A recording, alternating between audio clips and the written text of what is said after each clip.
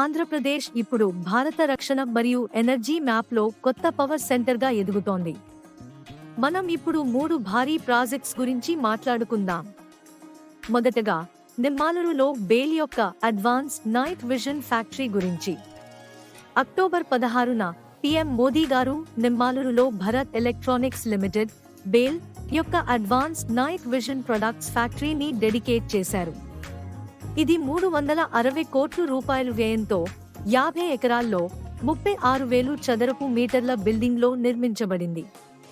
ఇక్కడ night vision devices, missile infrared seekers, drone guard systems తయారవుతాయి. అంటే భారత్కి స్వదేశీ డిఫెన్స్ టెక్లో పెద్ద బూస్ట్. ఈ ఫ్యాక్టరీ రక్షణ దళాలకే కాదు, ఎగుమతులకు సపోర్ట్ చేస్తుంది, అలాగే స్థానికంగా ఉద్యోగాలు కూడా కల్పిస్తుంది. తరువాత గోరంట్లలో 2,500 కోట్ల రూపాయలు ఇంటిగ్రేటెడ్ డిఫెన్స్ మ్యానుఫ్యాక్చరింగ్ కాంప్లెక్స్ గురించి. ఆంధ్రప్రదేశ్ ప్రభుత్వం 2,500 కోట్ల రూపాయలు భారీ డిఫెన్స్ కాంప్లెక్స్ కి గ్రీన్ సిగ్నల్ ఇచ్చింది. గోరంట్లలో 914 ఎకరాల్లో ఇది 2 సార్లు నిర్మించబడుతుంది. మొదటి దశ 1,400 కోట్ల రూపాయలు, రెండో దశ 1,100 కోట్ల రూపాయలు 2029 నాటికి పూర్తి అవుతుంది.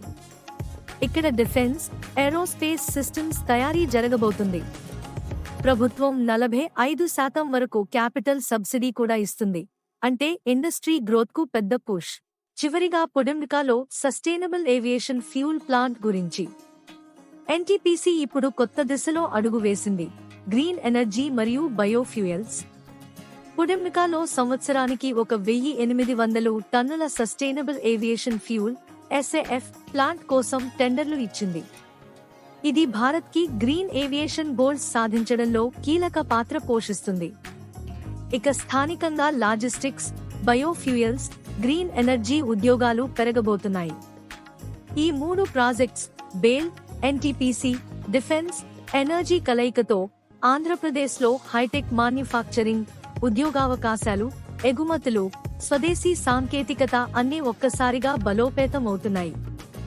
ఇది కేవలం రాష్ట్రానికి కాదు, భారతదేశానికి నూతన ఇండస్ట్రియల్ ఫ్యూచర్ రూపకల్పన.